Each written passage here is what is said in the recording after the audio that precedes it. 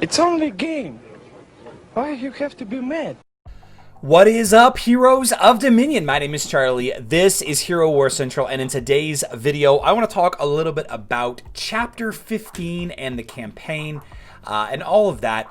If this is your first time joining me, you may not know this, but I'm not a big fan of the campaign. I'm firmly in the camp of if you can't complete a campaign mission, don't worry about it. Come back in 10 levels or come back in a week or 2 weeks until you've had an opportunity to build up your team a little bit more. The campaign is fun. There's a lot of story in the campaign, especially in the latter chapters here on Facebook and web.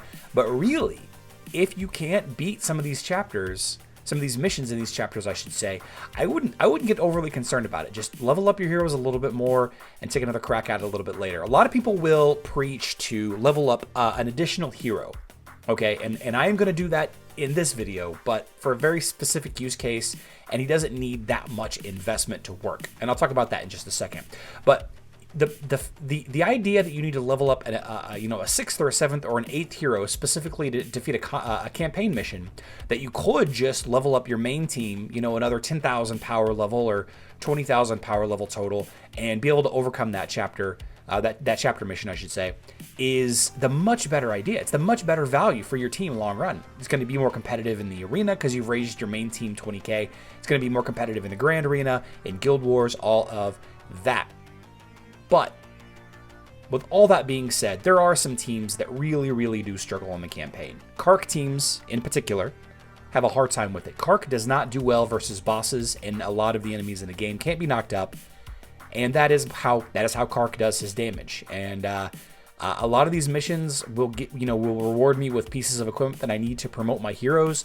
Fortunately, there are not that many missions that that require that until you get up to the really high ranks, like the orange +3, orange +4, red 1, red 2 ranks. A lot of the earlier ranks, definitely the early ranks in orange, you can get by doing earlier missions, once you get to that max level of 130. But in this video, I want to talk a little bit about, now that I've spent 2 minutes queuing it up, I want to talk about the last 3 missions. This is going to be a little longer of a video, but I'm going to talk about the last 3 missions. And we're just going to kind of we're going to break down the strategy and the tactics. So first of all, we've got Path of Estrangement. And Path of Estrangement is it's a tough mission because of a couple of different factors. First of all, the big golem. Okay, the big golem is tough. And the reason why the big golem is a problem is because Kark is great at doing area of effect damage, targeting multiple enemies with his attacks. The problem is you need to kill this golem twice. You need to kill him once, and then you need to do enough damage to him before he rebuilds himself to kill him again. And Kark can't do this by himself. He just cannot. The next problem is this little gear screw guy down here will constantly sap the energy of your first 2 heroes. So Kark's ultimate is going to be basically non-existent while this gear guy is up. So the plan as we get started on this fight is to go ahead and just auto attack, basic attack, whatever you want to call it, as normal. And then as soon as you kill the golem, as soon as you hit that golem, kill the golem, you want to activate Martha and then Faceless, okay, for that speed boost. You want to use Faceless to duplicate Martha's speed boost so that Kark's auto attack damage, Nebula's auto attack damage, everybody's auto attack damage is high enough to be able to crush that golem. And just for a little bit of added insurance, I chose to use Kane on the idea of one of my live stream community members. Kane, even at blue rank as a team pet, will provide a small burst of damage to a single target, the frontmost target, which in this case is this golem, right when you need it. Now the problem with Kane is it requires a dodge hero, and fortunately Nebula does dodge, so you will have to rely on Kane getting 3 or 4 shurikens just by the off chance of Nebula dodging some attacks here and there. So you might want to invest a little bit into that dodge skin if you haven't yet on Nebula. It's one of the last skins that I would recommend you level on Nebula, but definitely something to grab as you're trying to do these fights. So let's go ahead and get started with the fight. I'll go ahead and play the fight. Now that I've kind of queued it up a little bit more, you can see that again that gear in the bottom middle there, that guy every time he attacks, my Kark and my Nebula lose 40% of their energy every single attack. Now, you can see that Kane has his ultimate, but he only has 30 shurikens. That's because, you know, a couple of dodges from Nebula. You just, you know, let your team auto attack. Just let your team auto attack. It'll be fine. Eventually, Kark will have enough energy to use his ult, and you need to use his ult immediately. Otherwise, that gear will drain him 40% again. And it's important to do that. It's important to use his ult because those balls in the back, those floating balls in the back will keep duplicating, and you need to make sure to keep those under control. And Kark will do that. Kark will almost one-hit them every time. So you can see I've damaged the Golem. I use Kane to crush his life total. And then I use Martha and then Faceless so that my entire team is attacking it very quickly, and I'm able to kill that Golem. I go ahead and use Kark a couple of times. That enemy cog there is still draining my energy, but I'm blocking the attack occasionally. And that's another good reason why I like having Kark as a tank here, is because his physical attack shield will allow him to gain energy a little faster. And so him being out front means he gets attacked more often, means he gains energy a lot faster. And once you've gotten past the Golem in this fight, it's just a matter of cleaning up these last little bit of energies. Try not to use your ultimates, try to save them. But something that I do want to mention right now is that Kane, his shurikens will reset back to 3 between waves of enemies, okay? And you can see here, the 3 shurikens on the top left, they pop back in there as you start the next wave. This set of enemies is the reason why you have Cornelius. And Cornelius, for this fight, doesn't require much investment. He does require to be at max level, and he does require his skills to be maxed out. I don't think you need all 4 of his skills maxed out, but you definitely need that first skill maxed out. But that's it. You don't necessarily need any glyphs or skins or any of his Gift of the Elements leveled up, none of his artifacts. Now I do, because, you know, I know how important Cornelius is in the long term of this game, but it doesn't take a ton of investment. So what you need to wait for, this Priest of Seymour in the back will heal up any damage that I do. No problem. These 2 little gear enemies out front are going to constantly, you know, remove all of the energy from Kark and Nebula. And I don't think I did it here, but I should have.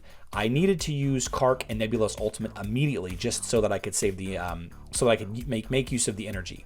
With all that even being said, though, that Priestess of Seymour, that healer there in the back on the enemy team, would heal up these enemies anyway. So what you need to do is you need to wait until Nebula's equilibrium buff, the little green bouncing ball, is above Cornelius's head, and whenever it is, go ahead and use Cornelius's ult, and he will one-hit that priest with 538,000 damage. And then once that priest is dead, you can notice that there's no Golem in this wave of enemies, so you can go ahead and use Martha and Faceless's ults together to speed up killing these other enemies. You know, just the basic auto attack. Go ahead and use Cornelius's ult as you can. But as you start to kill off some of these enemies, and you can see I'm hovering over Kark's ultimate button. I'm going to do it as soon as I can. As you start killing these guys off, you want to start saving up your energy. I'm not going to use Faceless Martha again. I'm just going to hope that I can get her charged back up. You can see that I use Kane with his 5 shurikens, because I know whenever I transition into the 3rd wave, I'm going to lose a couple of those shurikens. And you always start with 3 with Kane. So, you know, I wanted to use those extra 2 or 3 shurikens. I might go ahead and use Cornelius again here, because I think that I was thinking that I might be running out of time a little bit. Yeah, I do use Cornelius again. I'm worried about those balls in the back multiplying too much without having Kark's ultimate spamming because of those 2 gear enemies in the front sucking his energy. I was worried that there was going to be too many of those little balls, floating ball things spawning in the back. And you can see Kark just crushes them every time he hits them. Doesn't quite one-hit them all, but it's pretty close. And I think right here I actually used Martha and Faceless's ult again, because I started getting really nervous that I didn't have enough damage to kill everything.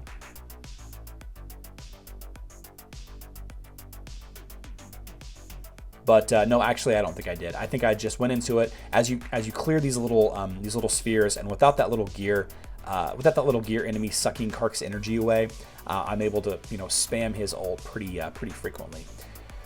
So I think in this 3rd wave, I actually make a timing mistake with the Golem, and I let himself revive, which is good, so you can kind of see what he's doing. But you can see that I have Martha, Faceless, and Cornelius ready to go. I have a priest in the back. I'm going to wait until Cornelius gets that little green bouncing ball. You got to take out that healer first before you do anything else.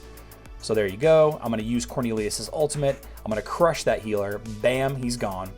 And now I need to focus on clearing that golem, deal enough damage with that golem. I'm going to save Kane's ultimate. I'm going to save Martha and Faceless. Well, actually, I go ahead and... Oh, this was the timing mistake. I used Martha and Faceless's ult to try to do a bunch of damage pretty quickly, thinking that I could get their ultimate back up in time, but I didn't. And you can see I'm doing too much damage to the golem. Again, you want to spam Kark's ult as soon as you can because of the energy draining enemy, you know, to clear those bouncing balls. So you can see here, I don't have Martha ready. And that golem is slowly healing itself. That bottom bar, that bottom white bar, once he gets all the way to full, he's going to heal himself. And I did get the Martha ultimate off, but I didn't have enough damage in time. He completely tanked Cornelius's ult because as he's transitioning from the downed state back into full power, he is immune for a few seconds. So there you go. I killed the golem again. I'm going to go ahead and hit him with Cornelius's ult and Kane. I do a ton of damage there. And now I'm trying to go all out because my timing is completely off here. But I was able to drop him down. So with that golem out of the way and the priest out of the way, cleaning these last couple of guys up is super easy for Kark. These guys have lower armor, and you know the health that they have is significant. But I'm able to just use all my abilities, not having to worry about the timing at all. So that's kind of part 1 of my chapter 15 how-to guide. There is a lot of these Priest of Seymour style enemies throughout the chapter.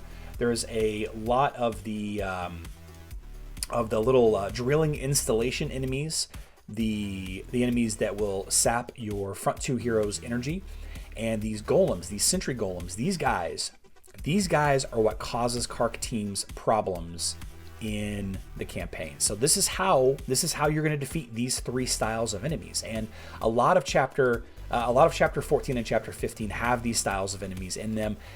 The mobile turret that spawns the little floating balls, those really aren't much of an issue so long as you have some area of effect damage, which Kark is good at. You know, my Kark is orange +4, so he does have a good amount of stats to him. He is able to be a tank. Maybe your team can't quite be a tank yet, and if that's the case, you want to use a more offensive tank. Astaroth isn't going to cut it. Astaroth just isn't going to cut it. All of the reasons why you bring Astaroth to a fight are kind of negated. Okay, none of the enemy heroes do enough damage to you that you need his revive. You can't use Astaroth's shield because that drilling installation, that energy draining enemy, won't allow you to use Astaroth's ult. You can share the damage, but having your hero stay alive isn't the problem in these fights. It's having enough damage to defeat the enemy in the 2 minutes allowed. So I hope you liked this video. I hope you found it informational and educational. Please consider leaving a like if you do. Question of the day: how do you use your team to defeat these campaign enemies? I know that there are some teams that are uniquely equipped to handle these just fine. You know, Yasmin will have no trouble with these teams at all. You know, with the amount of pure damage and single target damage that she does. Same with Ju. And that's kind of like the old standby that everybody tells to people that are having trouble in the campaign. Well, you need to level up Ju. You need to level up Zuri. You need to level up, you know, a more offensive tank. But this video and the next 2 that I'm going to publish are just kind of informational, showing you that it can be done with Kark teams. Can I beat Seymour with Kark? Who knows? I guess we'll find out. I love you all. Good luck in Dominion.